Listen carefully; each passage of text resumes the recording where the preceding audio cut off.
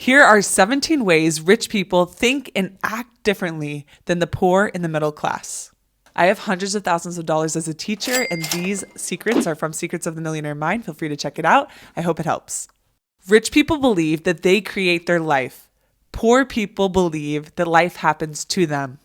How many times do you see or you blame the government or this person doing this or this person doing that? That is a poor mindset, and that will not help you. You have to believe that you're the creator. You're the one in control. How empowering is that? It might be hard to face, and some people might be like, oh, I just would rather someone else take care of it for me, right?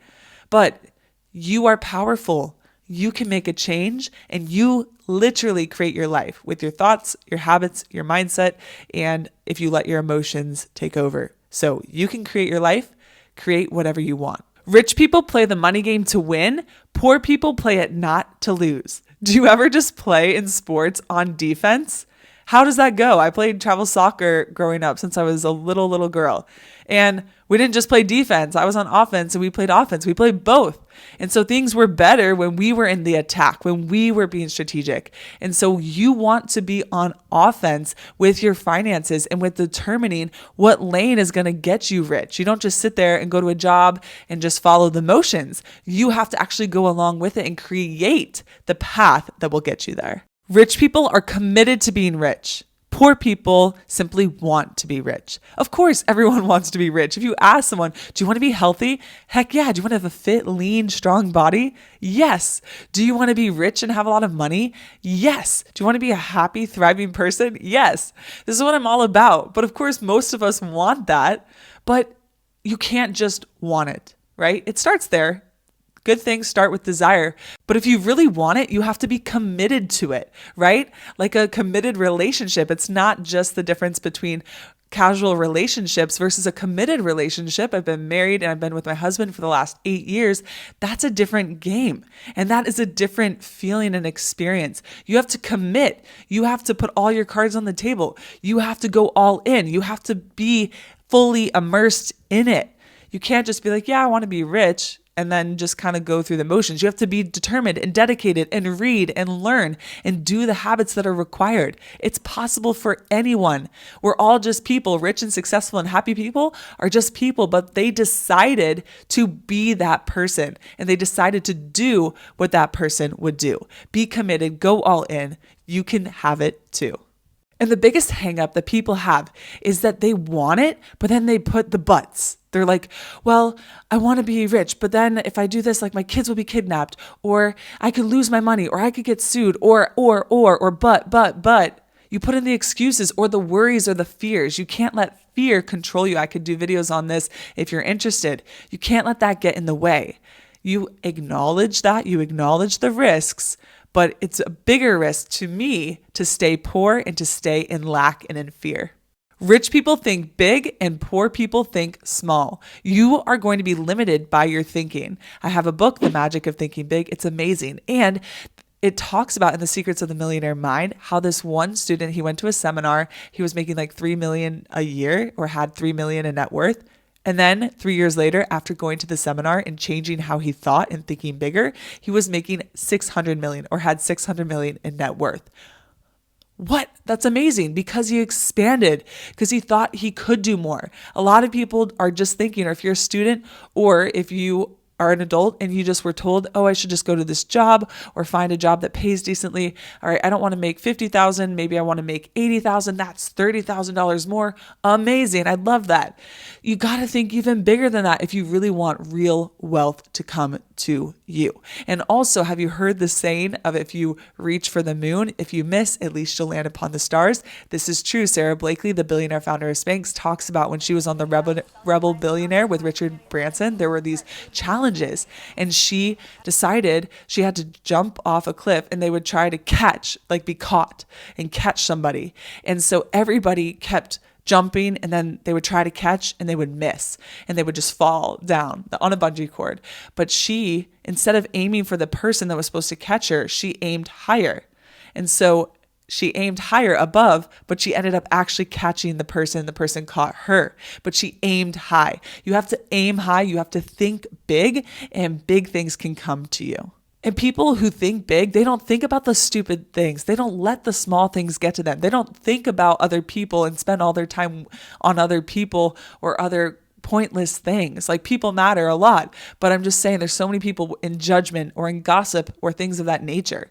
You got to expand. You got to go learn from the people who have done this. Like, it completely changed my life, and that's helped me do a 180 and a 180 and a 180 again. So do that.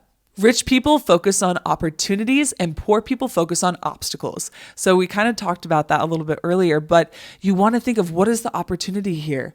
What is the potential? What is out there in the world? You will see in the world what you see and what you think and what you believe. If you believe the world is good, you're going to see good. If you believe the world is bad, you're going to see that.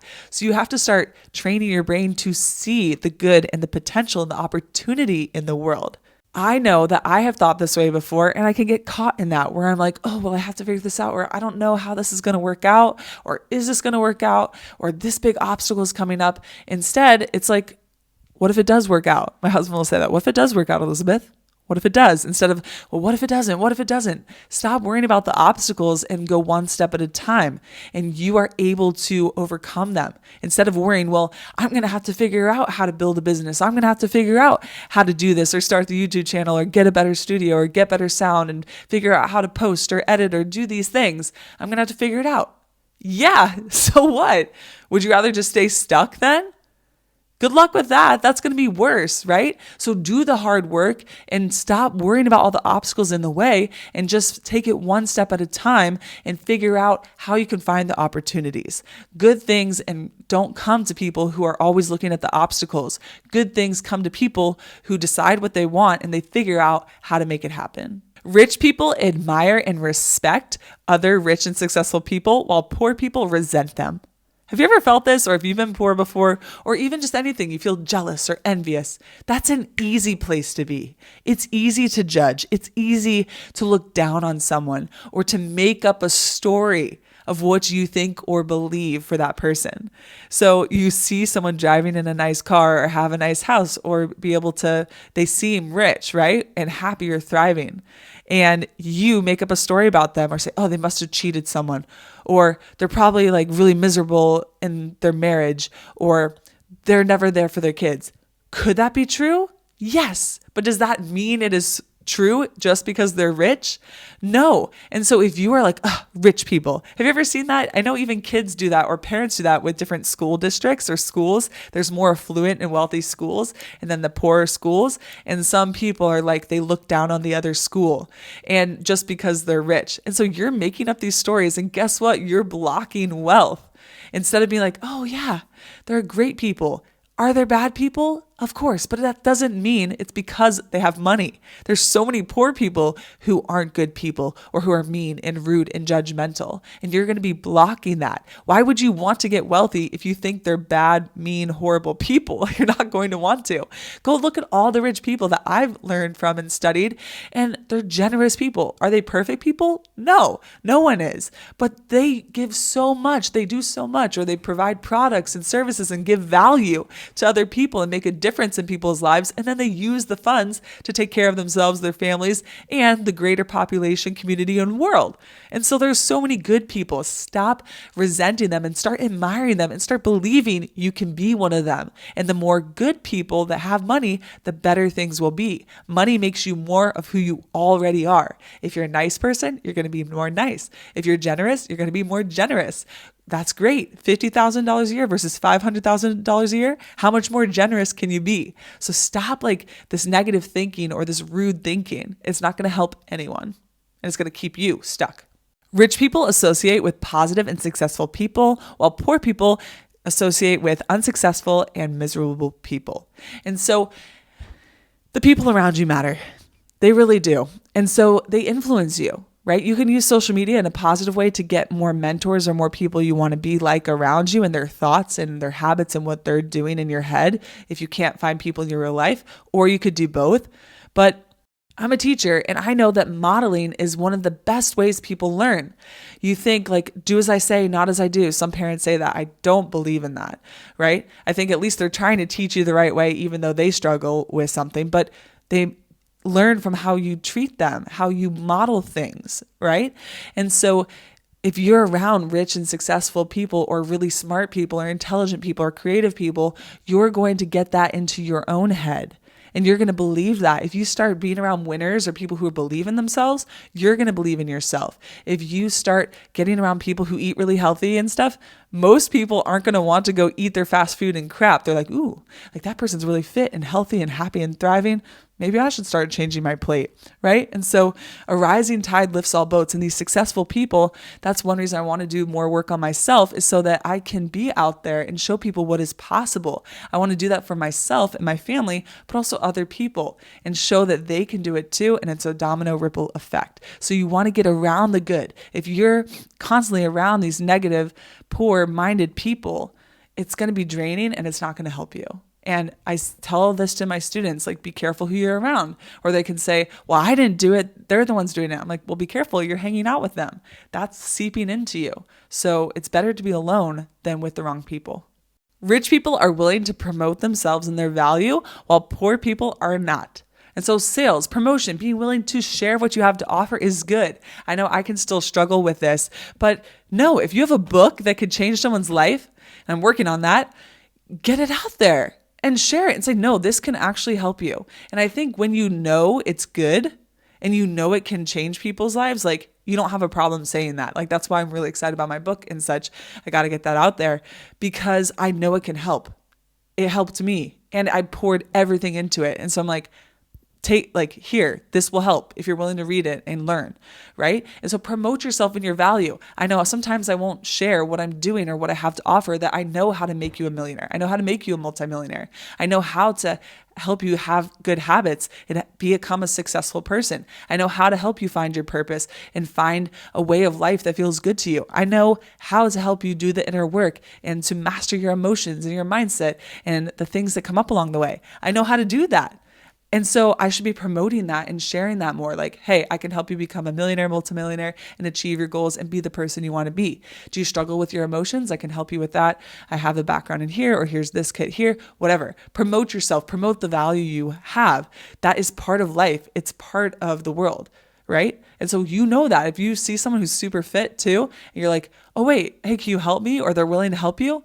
How amazing is that? And so stop being scared of that. Stop being scared of sharing the value you have and can give. Rich people are bigger than their problems and poor people are smaller.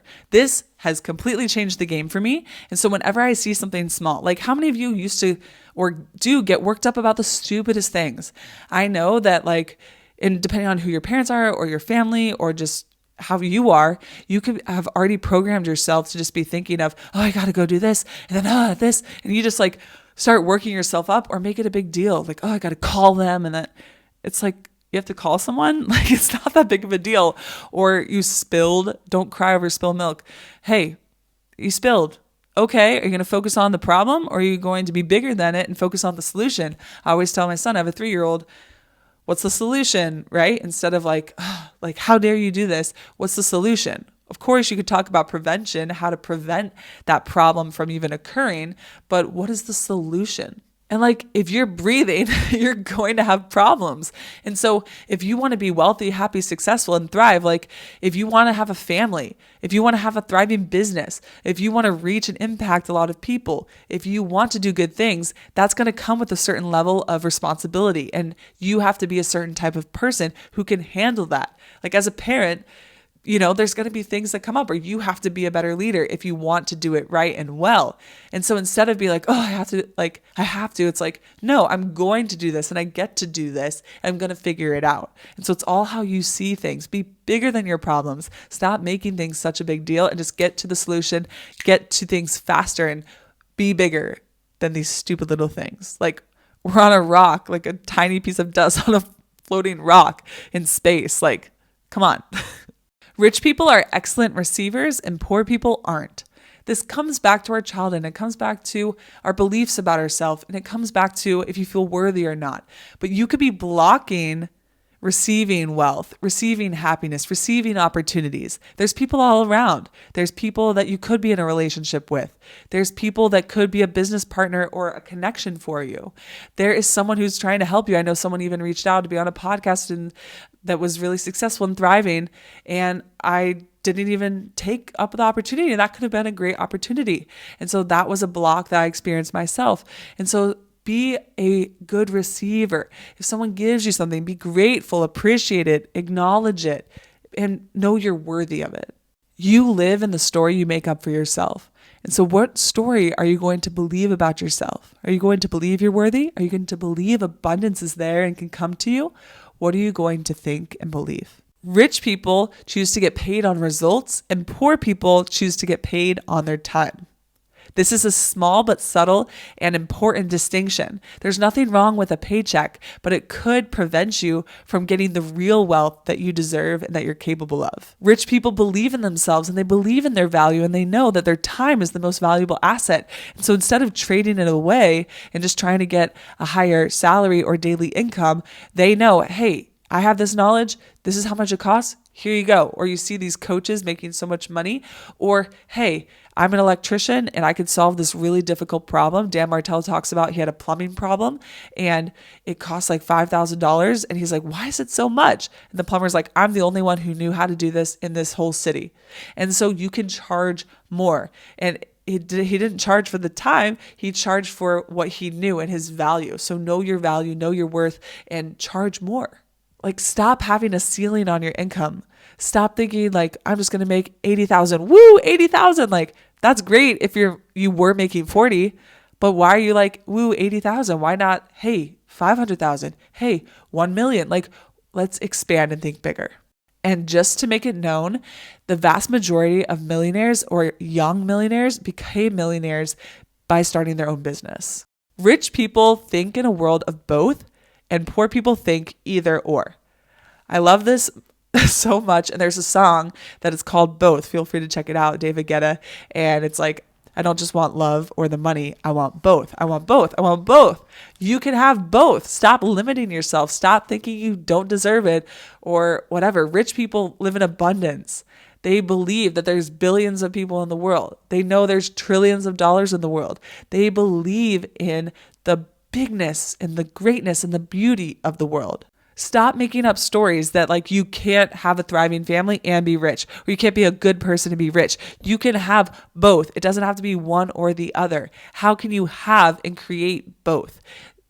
Rich people come up with win-win situations as well. And so if you can find a win-win situation, a no-lose situation, that's even better. You can have both. Go get both.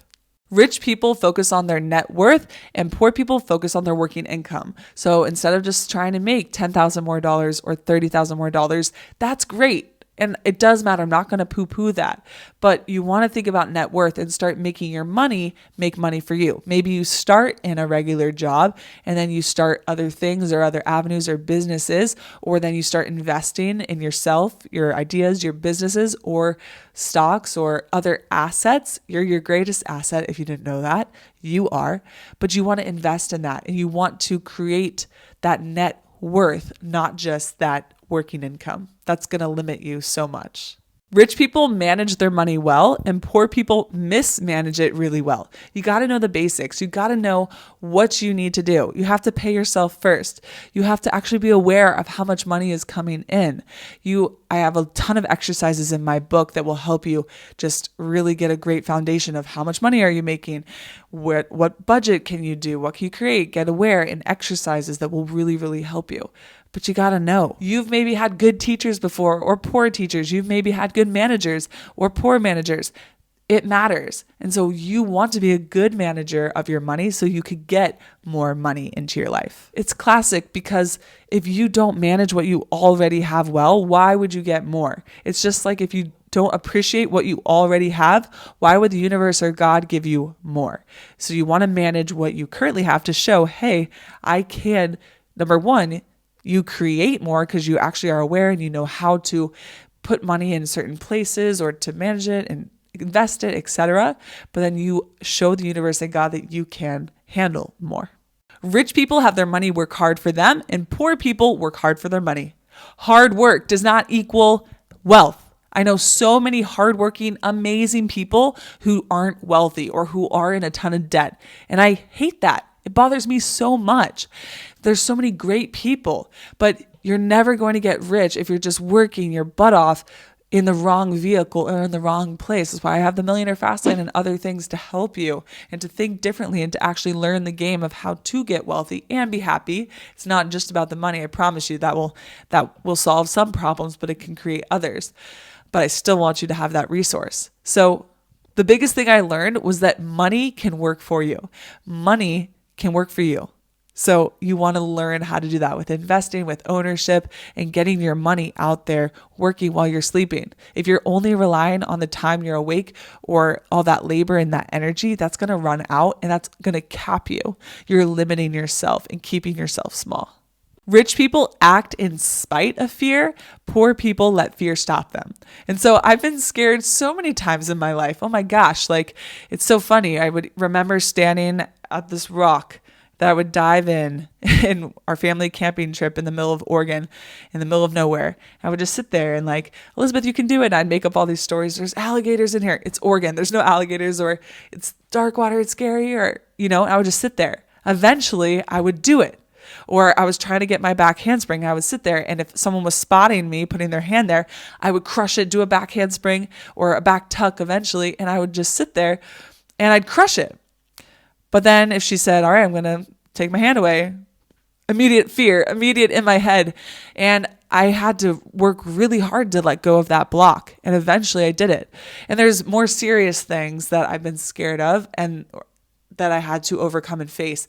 But successful people and rich people, they don't experience no fear. They don't experience no hard things, no problems, no doubt. They experience that. Most people experience all that stuff, but they have courage because they feel it and do it anyways. And that is admirable. And that is admirable to me, is if you feel something, you're so scared, but you know you need to do it and you do it anyways. And so don't hold yourself back. Don't let fear hold yourself back. Step into it and become stronger and better because of it and in spite of it. And one thing to remember is the only time you're actually growing is when you are outside of your comfort zone. I know a few years ago, and I was really challenging myself and really getting out of my comfort zone. I would tell my husband, I feel so weird right now. I don't know. I just feel weird. And he'd ask me like, what? And I'm just like, I just feel weird. But it was the growth. It was the discomfort that I eventually learned. It was just discomfort from doing these new things or hard things or making new choices.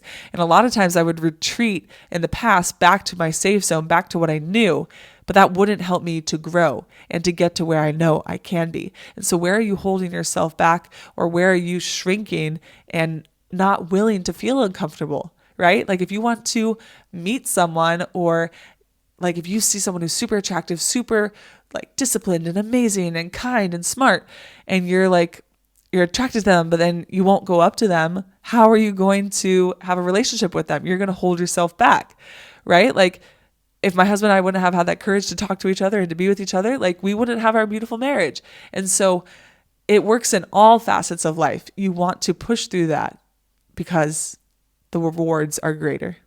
Rich people constantly learn and grow. Poor people think they already know. So if you want to keep rising in life, you have to learn. I know so much about financial education. I have a book, like Everything I Wish I Knew About Money. And like, there's going to be more that I'm going to learn because the world is changing. Other people are sharing more ideas, and I'm constantly trying to get more in. And for you guys, I want to help you achieve your best life and achieve what you want to achieve and be who you want to be and master your money, your mindset, your habits, your emotions. And so I have to do the studying and the research to learn everything that can help you. And I'm going to keep doing that. But if you just go through school and then you just go to a job and you're like, that's my life, then that's going to be your life. And so if you decide differently, if you decide you want more, if you decide you want to learn and grow, and instead of saying, oh, well, I never learned that, or I'm 40, or I'm only 13 or whatever, like, you're holding yourself back. You can learn it at 13. You actually wish that we started specializing in some of these things earlier. You can go back at 40. I was like I said, I was in my 20s. I know that's younger than 40, but I pivoted, but I'm still pivoting, right? And that's okay. Be willing to make the change. Those are 17 ways that rich people think and act differently than poor people. If you want the full book, highly recommend it. It's a really, really good one. Secrets of the Millionaire Mind. If you want more and want to dive in, here's 10 Habits of Millionaires.